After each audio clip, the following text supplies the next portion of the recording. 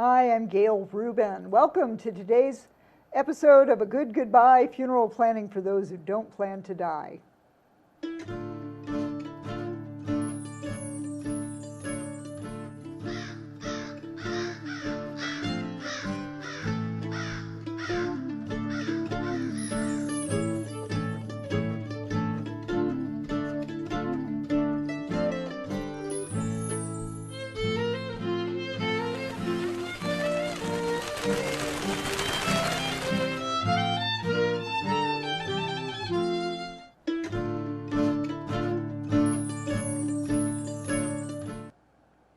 Hi, I'm Gail Rubin, host and author of A Good Goodbye, Funeral Planning for Those Who Don't Plan to Die.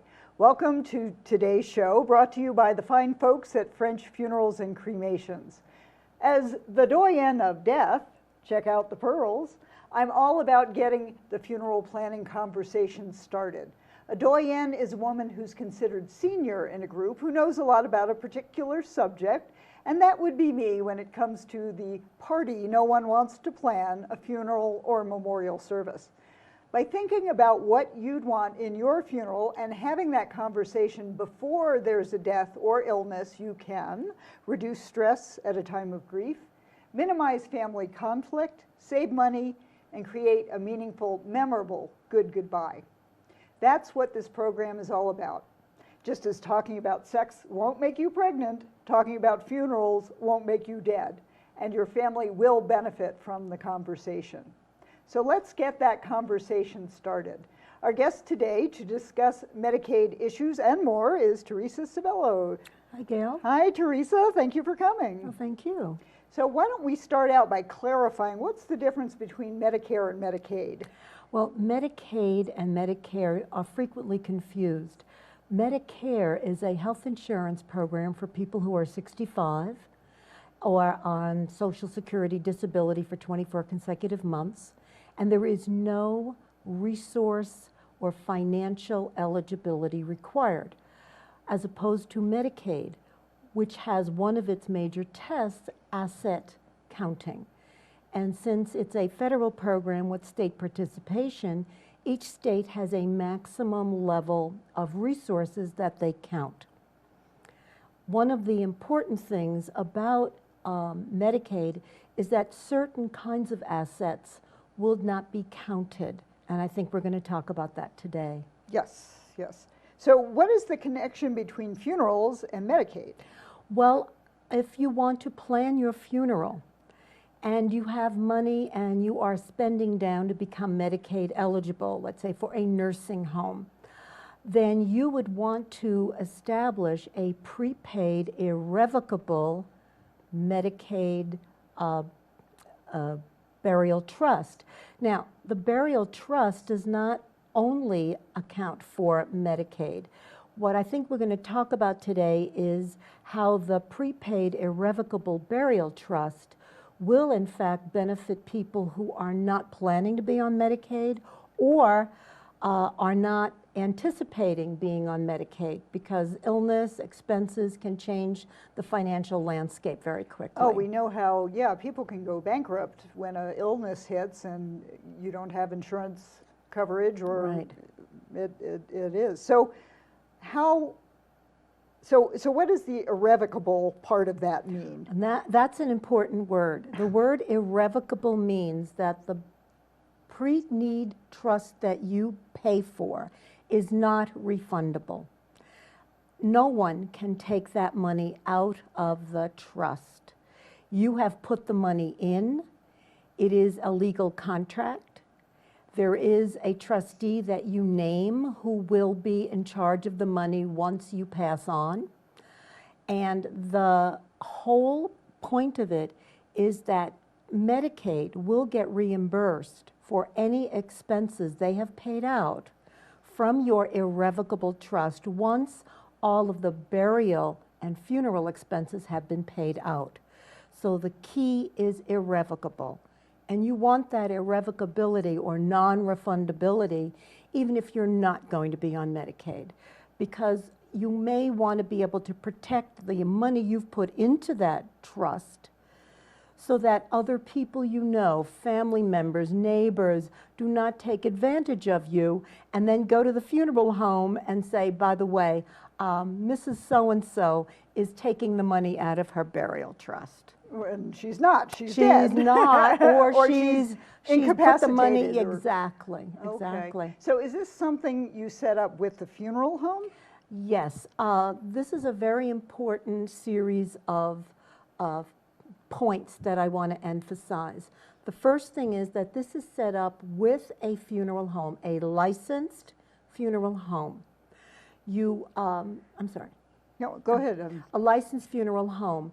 And when you set up this contract, you are going to pick out the things, the services that you want in your final goodbye. Mm-hmm. You will receive from the funeral home a pricing, a fee for every single service, all of the burial space, which also leads me to tell your viewers that if you want to prepay or buy your funeral space ahead of time, your cemetery plot, a crypt, a mausoleum, you can do that and still set up the prepaid irrevocable burial trust, because it's going to take care of the services, the coffin, the lining, the services of the funeral director.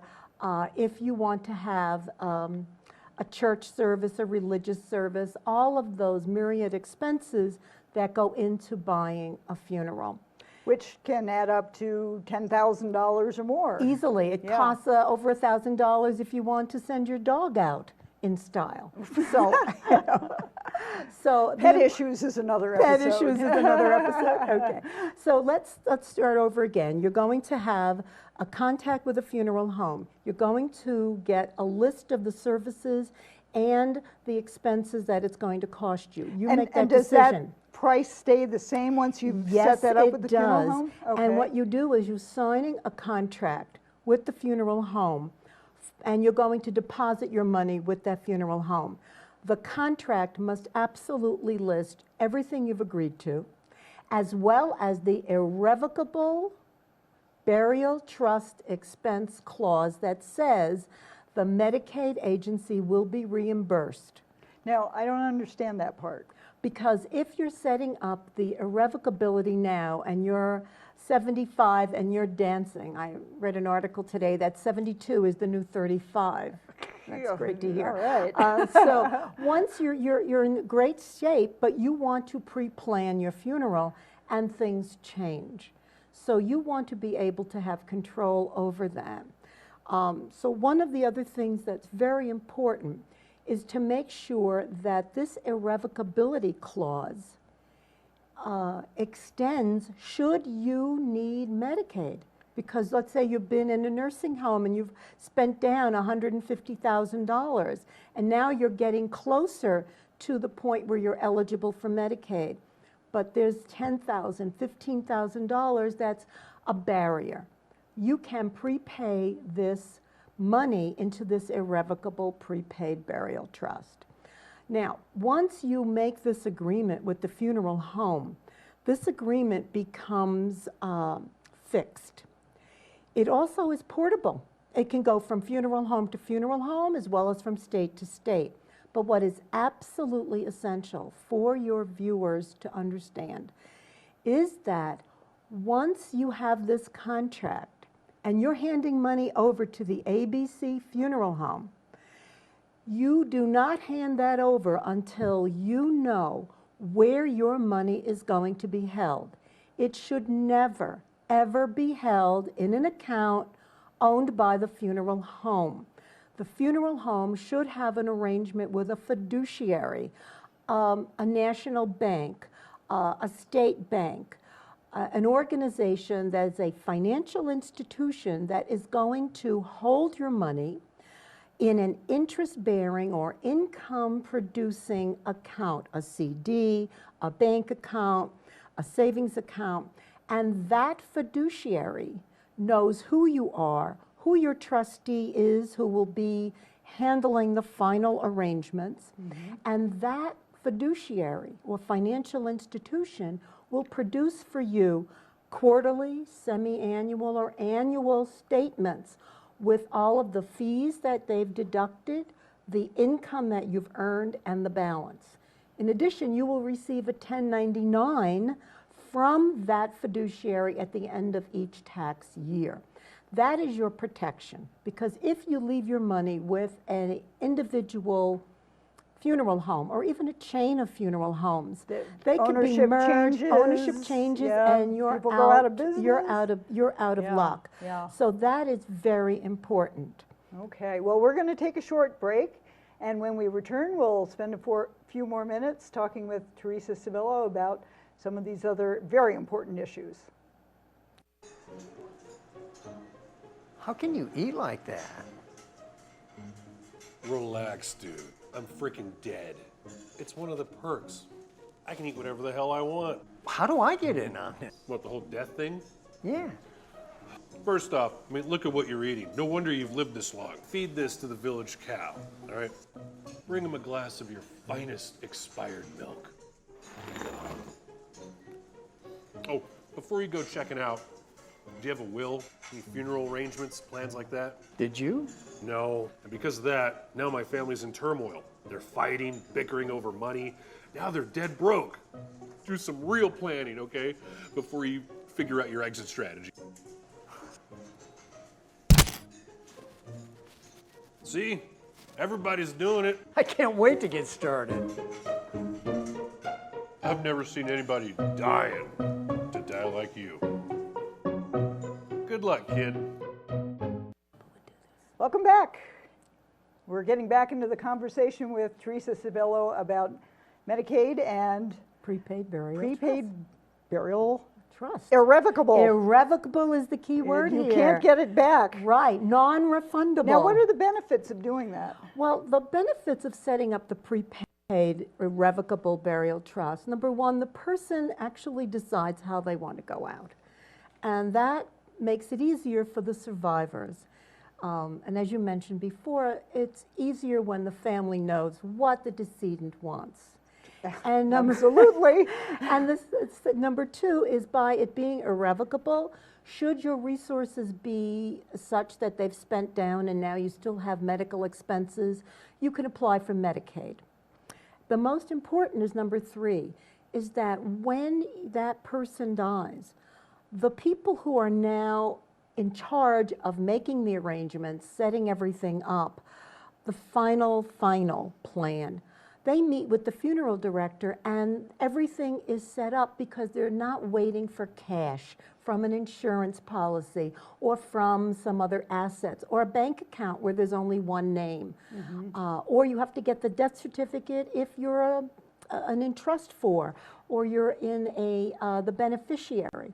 So it's not so easy. The prepaid burial, the irrevocable prepaid burial, allows you to have everything right there. Boom, it's done. You don't have to lay out any money unless you want to get Aunt Tilly a big floral arrangement that you didn't plan for before.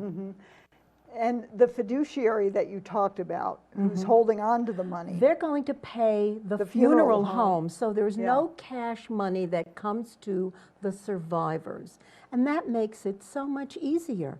I have, when I worked at New York City Medicaid, we would always get calls about, what am I doing here? I can't bury my mother because we don't have the money and it's tied up in her bank account. Nobody has accessibility. With this, there's no access problem. It's a very easy process and everything is prepaid and what you bought is what you get. So we've called this episode Medicaid and More, and I wanted to talk about a few ways that you can minimize costs associated with a funeral. If you are a veteran or married to a veteran, veterans and their spouses get benefits from the federal government. You can get a burial plot in a national cemetery for both the veteran and the spouse, along with a marker, a military ceremony if they so wish. And however, it does not include the casket, the services of the funeral director and whatnot. However, it can help Right. cover some of those costs. And that's where the couple or the veteran and his family would set up a prepaid burial trust. I always want to put that word irrevocable in there because there are two cons. You don't have to get an irrevocable, but the fact that it's non-refundable makes you ultimately eligible for Medicaid should that circumstance occur. Another thing that's coming up, and I think we're seeing it more and more with baby boomers, is home funerals. Baby boomers did their own weddings, brought birth back into the home, and in the 20th century, every funeral was a home funeral before the 20th century, and every burial was a green burial. So you can actually, if you want to, take care of washing and dressing the body, getting the burial transit permit, and doing a lot of these things yourself, which not only save money, but they also are very emotionally satisfying as a way of encountering your own dead and truly saying goodbye to them in person. However, there are a few states that will not allow you to do that without some form of involvement with a funeral director, and those states are Connecticut, Illinois, Iowa, Indiana, Louisiana, Michigan, Nebraska, New York, and New Jersey, since you're from New York. Yes. But it's definitely something worth checking into if you really wanted to return to encountering our own dead and really giving that loving last act of one-on-one care. And the prepaid burial would come in handy because you've already paid for the final resting place. And therefore the coffin, et cetera, is brought to the home, and that is where the viewing is if that's what the family and the decedent have planned. And you do want to consider how you're going to refrigerate the body depending on how many days you're going to hang on to it, and that's where dry ice comes in very handy. It does. However, you do need to be aware that dry ice, as it evaporates, puts off carbon dioxide, and if you don't have fresh air coming into the room, you can suffocate people. So don't want to have accidental deaths with messing around with dry ice. Okay, good. And dry ice is not included in a prepaid burial. That's right, Another way to go in terms of helping out reducing costs is donating your body to science. Now, here in Albuquerque, New Mexico, we have the University of New Mexico Medical School, where you can call up and make arrangements with the school. The important thing about this is you have to do paperwork and sign the papers and say, yes, I want to donate my body to science. If you live in a town that does not have a medical school, there are national organizations, such as one called Medicare, which can arrange you sign the papers with them, and they will pay for all the expenses of picking up the body, taking it to wherever the body would be used for medical science research, surgical training. You certainly don't want a surgeon, replacing a knee on a live person who hasn't done it much before. That's what cadaver, donations are part of. So you can recycle your body and do good at the same time and save money for your family. Medicare would cremate the remains and return them to the family within 2 to 4 weeks. And of course, outside of that, they're not paying for any kind of memorial service you might have, or flowers or obituaries, things like that related to those kind of issues. Shopping around is another way of helping to save money. And I cannot praise highly enough this DVD, Making Sense of Final Arrangements and Funeral Costs. It was produced by a lady named Kristen Lord, who was a hospice volunteer. And she wanted to help people who have a family member who is facing, death, to be able to call up a funeral home. So you actually see scenes of her talking on the phone, finding out about cremation, finding out about burial costs, and going in and making her own arrangements, which she was a little nervous about. But you know what? We're all heading down that road. It's an inevitability. Yes, yes. It's a non-refundable inevitability. Absolutely.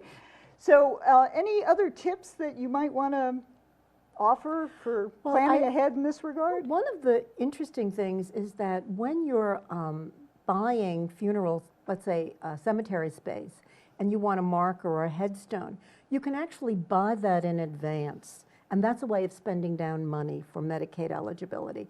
You put all the names, you put the birth dates, and the only thing that's missing is the final date. And the cost of that would be put into your prepaid burial trust, because that's a service that would have to be paid. And in that regard, you do need to know what the rules are for the cemetery, because some only allow flat to the ground markers, others will allow you to have a raised marker. Right. But you don't want to buy something that they're not going to allow you to have. The other thing I want to just mention is that the states have limitations on the prepaid irrevocable for Medicaid purposes. Most states have a maximum of $15,000. Some states have no cap. Other states have a lower cap. So it's very important to find this information out from the state Medicaid agency before you talk to a funeral home, so that you are well informed before you make that visit to set up your prepaid irrevocable burial trust. So that would be a state level office, not a federal level. Right, a state level office, because each state has its own rules regarding Medicaid, and as part of that, the prepaid irrevocable Medicaid trust. Okay, I have to ask, have you made your own arrangements? No, I'm sitting here saying, just like the shoemaker's got holes in her Oh, gosh. shoes. No, but my sister and I, when I get back to New York, are going to be setting up the prepaid irrevocable for my mom, who's just turned 97, and we hope we have her God genes. love her. Oh, man. And so, Yeah. but we're going to do that because we think it's better to do it now rather than when we're grieving. Because once you're grieving, the decision-making process is very much changed and not to the benefit of anyone. Absolutely. I mean, grief affects your decision-making abilities.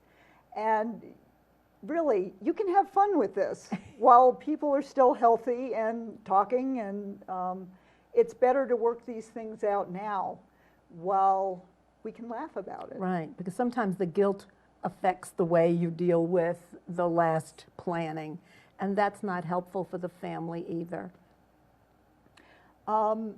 Any last tips in terms of Well, if it's okay, I would like just to reiterate three important points, is that when you buy this prepaid burial trust, you want to make sure you have a legal contract that is signed, executed by all parties, has the irrevocability clause in it, that you know where your money is going to be held.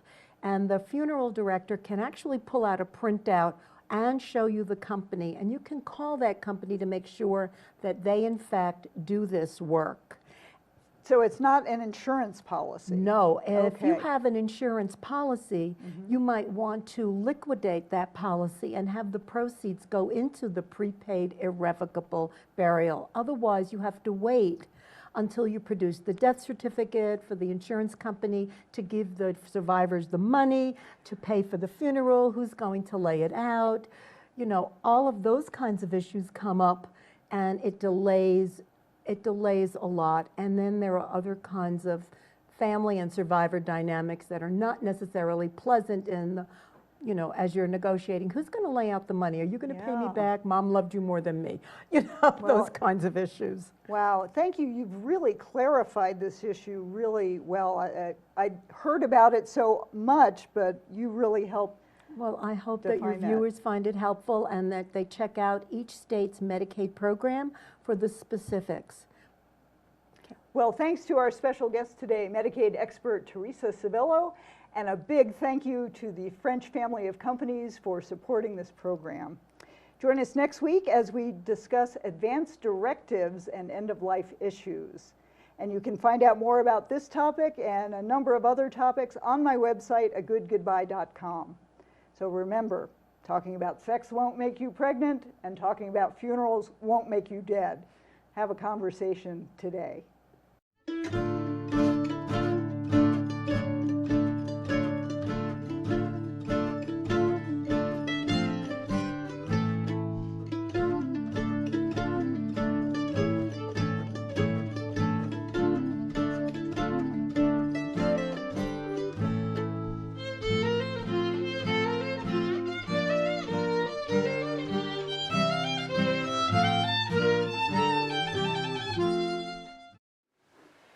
Proper estate planning enables you to pass your possessions and your assets to the people and organizations that you care about.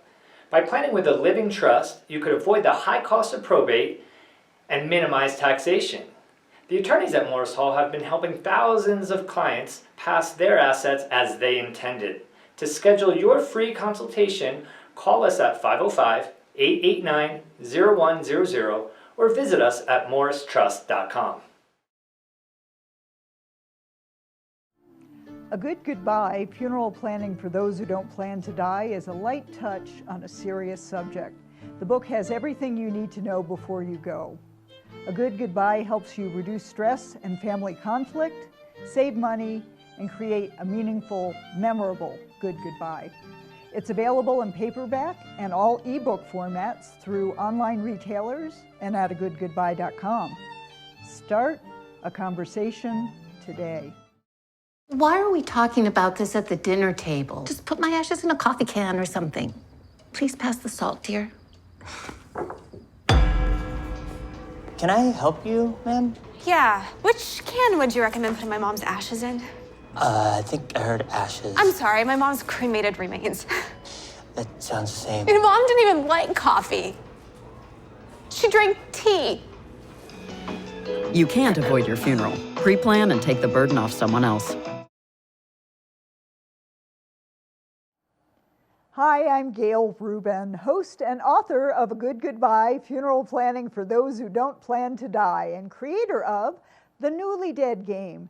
The Newly Dead Game is like the classic TV show The Newlywed Game, but the questions test how well you know someone else's last wishes. It's a fun way to get the funeral planning conversation started. For more information about The Newly Dead Game, visit agoodgoodbye.com.